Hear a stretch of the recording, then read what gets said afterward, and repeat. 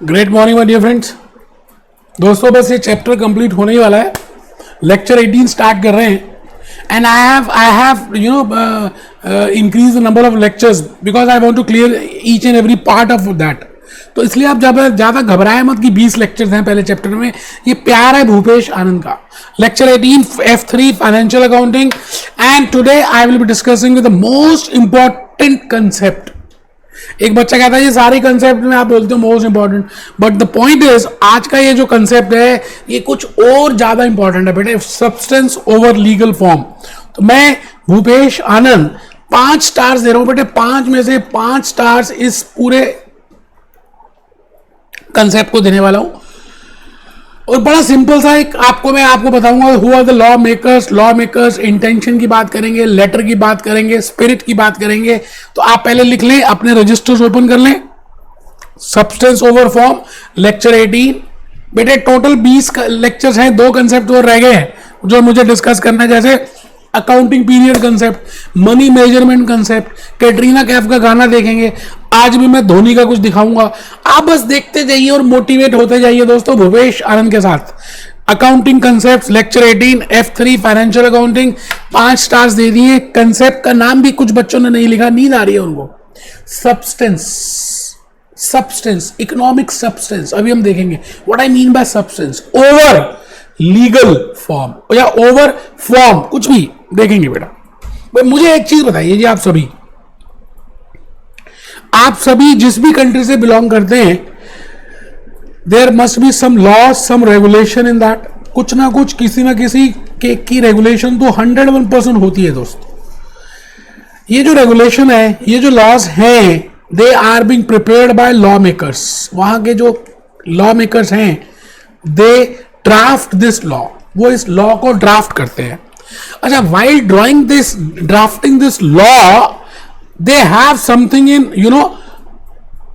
mind, they have something in mind। उसको हम बोलते हैं कि उनके माइंड में क्या है, स्पिरिट है, कुछ इंटेंशन है, that they want to do this and that has to be represented in letter।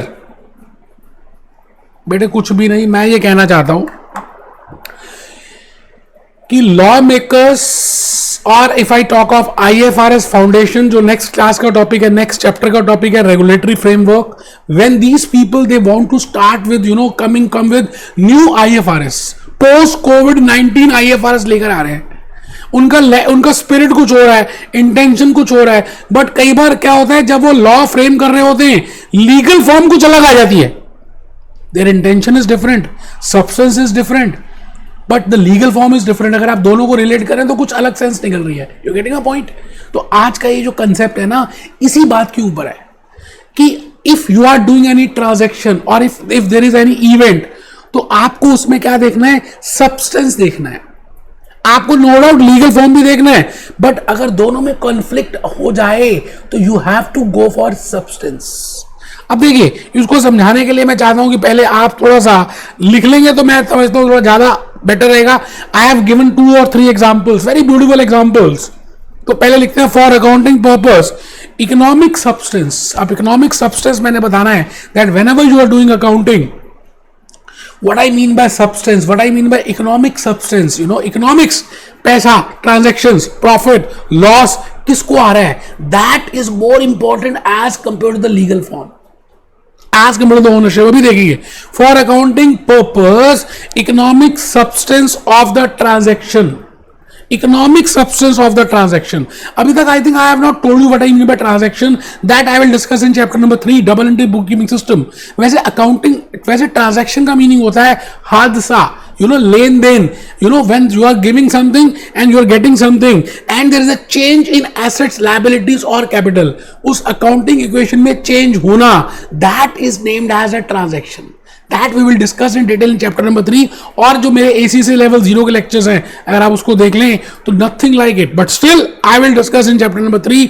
आप यहां पर रहे, for accounting purpose economic substance of the transaction will be preferred over the legal form of transaction। अभी discuss करेंगे, कोई मन छोटा नहीं करना है, मुंह छोटा नहीं करना है. I will discuss each and every point that what I mean by this point. Economic substance क्या होता है, पहले उसको लिख ले भाई साहब. Economic substance can be bifurcated into two parts: economic benefits, economic losses. Economic benefits, economic losses. Economic benefits, economic losses. It means उस ट्रांजैक्शन की वजह से इकोनॉमिक बेनिफिट्स और economic losses, who is enjoying economic profits and who is suffering those losses, you know, who is incurring those losses, that is more important. उसको हम बोलते हैं economic substance. तो जब आप अकाउंट्स बना रहे हैं, whenever you are recording the things, whenever you are presenting financial statements, when you are disclosing financial statements, you should know, you should consider, you know, you should give the preference to economic substance as compared to the legal form. No doubt legally इसको ऐसे show नहीं कर सकते, but economically it is to be shown like this. So you will always, whenever there is a conflict between economic substance and legal form, you will always give the preference to economic substance. अब एक बच्चा कहता है sir economic substance होता क्या, example देके बताएं. I will tell you related to the transaction. ठीक है जी, आइए मैं बताता हूं. Legal form means legal status of the transaction. It means the law, it means as per the regulation, the form which is given in the regulation or in the regulatory network or the laws, that something is named as legal, you know. मैं छोटा सा example देता हूं बेटे, बंटी का. ये बंटी है बेटा, he is Bunty, he is the owner of machinery. बेटे ये मशीनरी जो है ना बिस्किट्स बनाती है. He is the sole owner, he is the proprietor of this company and he is owning one machinery which is in the name of Mr. Bunty only, and this machinery is being used for producing biscuits. और वो biscuits को cell करता है, उसमें से profit earn करता है. आप ये बताइए, now this transaction, the Bunty is the owner, machinery is being owned by Bunty, the profits are being shown in the Bunty's return. It means यहां पर कोई कंफ्लिक्ट नहीं है. सब्सटेंस, इकोनॉमिक सब्सटेंस, प्रॉफिट्स और लॉसेस भी उसी व्यक्ति को मिल रहे हैं who is the owner of that. So it means we can show that Mr. A is the owner of this. So there is no conflict between substance and legal form. ये just मैंने compare करने के लिए बताया कि what I mean by economic substance and this, he is the owner, he will enjoy the profit. So economic substance is with owner. So and we are showing it as a owner, and we are showing that machinery is being owned by that particular person. So that is okay. Now next example, आप देखें, so that you can get an idea, get a flavor that what I mean by, you know, economic substance and legal form. Again मैंने mister Bunty का example दिया. ही is the owner of a car. Car की जो registry है, जो उसका RC है, registration certificate, that is in the name of Bunty. Bunty ने क्या किया, ये कार ट्रांसफर कर दी किसको, बिजनेस को, and that business is running that car and getting profits and losses, all the case may be. Now the point is economic substance is with the firm, not with the Bunty. तो इसको कैसे show करेंगे? Car will be either shown as an asset of that firm or asset of Bunty. Now here there is a conflict between substance and legal form. तो मैंने कहा जब भी conflict होगा आप इकोनॉमिक सब्सटेंस को प्रायोरिटी देंगे. एक बार देखिए मैंने एग्जांपल में क्या लिखा है. Mister Bunty owner given to messrs ABC for using and earning the hire, you know, to as a taxi. Now whether Messrs ABC can show it as an asset. Now the point is Messrs ABC is not the owner is a Bunty, but still हम यहाँ पर ये कहेंगे कि economic substance जो profit है और जो लॉसेस है that are being enjoyed by Messrs ABC, so it has to be shown as an asset of ABC, not of owner. No doubt legally Mr. Bunty is owner of that. तो मैंने यहीं पर यही तो बताना है. If you are preparing financial statements, you have to give more preference to substance over form. पर्दे के पीछे क्या है, पर्दा ना उठाओ बेटे, हमने पर्दे के पीछे देखना है. पर्दे में कुछ और दिख रहा है बट पर्दे के पीछे कुछ और है, तो हमें पीछे वाली चीज देखनी है और उसको प्रेफरेंस देनी है. उसका नाम है economic substance. That is named as economic substance. आइए मैंने इसमें बड़ा प्यारा सा एक आपके सामने रिडीमेबल प्रेफरेंस शेयर का एग्जाम्पल भी लिया है. बेटे preference shares can be of different categories. उसमें एक कैटेगरी है redeemable preference share and irredeemable preference share. Redeemable are those preference shares which are to be redeemed after particular time, and we generally show as per the legal form the preference shares are shown under the head equity. बेटे common stock के नीचे दिखाते हैं preference shares को, but logically speaking अगर आप substance की बात करें, they are to be redeemed they have to be repaid along with the premium. So the point is, it should not be shown under that equity. If I go for substance, they should be shown under that debt. बेटे date के नीचे दिखाना चाहिए, क्योंकि जैसे हम date को repay करते हैं वैसे ही प्रेफरेंस शेयर को रीपे करेंगे. लीगली इसको हम इक्विटी में दिखाते हैं, but if I follow substance over legal form, they should be shown as debt. So we will always give preference to substance, not to legal form. मैं ले चलता हूं बेटे आपको एक बार विकिपीडिया. आइए जरा देखें विकिपीडिया वाले क्या कह रहे हैं. Substance over form. Substance over form is an accounting principle used to ensure financial statements give a complete, relevant and accurate picture of transactions and events. Complete, relevant information of transactions and events. ठीक है जी. देखिए जी, financial statement record this वो तो ठीक है, हमें बताइए financial statement. The measurement and reporting is the economic impact of an event instead of legal form. Instead of legal form, आप समझ रहे हैं.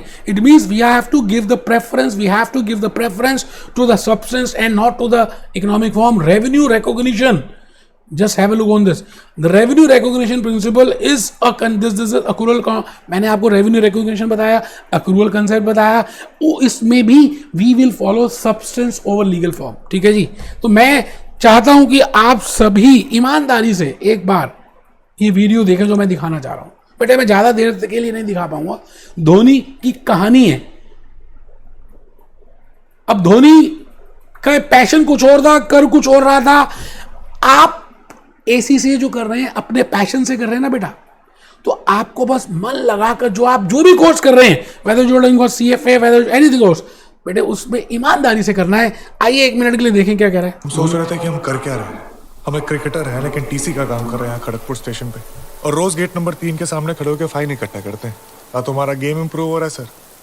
अगला मैच में देखेंगे सर. वीक टीम के साथ स्कोर करके क्या मिलेगा. हम इस लड़के को जानते हैं, महेंद्र सिंह धोनी. नहीं मार रहे. ये धोनी का गेम दिन प्रतिदिन बड़ा होता जा रहा है. आप समझ रहे हैं. आपकी जो हॉबी है, जब आप वो करेंगे तभी उसमें एक्सेल अचीव करना है. अब आपने अपनी हॉबी को चूज कर लिया, जो भी आप कोर्स कर रहे हैं उसमें बेस्ट परफॉर्म करना है. So I have completed substance over legal form. बेटे मैंने बड़े सारे कंसेप्ट डिस्कस कर दिए. Now these up to this accounting concept are given in your framework, conceptual framework in financial reporting. But बेटे मैं 2 कंसेप्ट अभी और डिस्कस करने वाला हूं, because that will help you in chapter number 3. एक कंसेप्ट का नाम है accounting period concept, very small concept, और एक कंसेप्ट है मनी मेजरमेंट कंसेप्ट. तो बेटे 2 लेक्चर्स अभी और लगने वाले हैं. बड़े अच्छे लेक्चर्स हैं. मैं बड़े प्यारे वीडियो शो करूंगा. आप लेक्चर 19 और 20 अटेंड करना और अपने क्लास नोट्स में लिखना. Be happy, B jolly, B cheerful.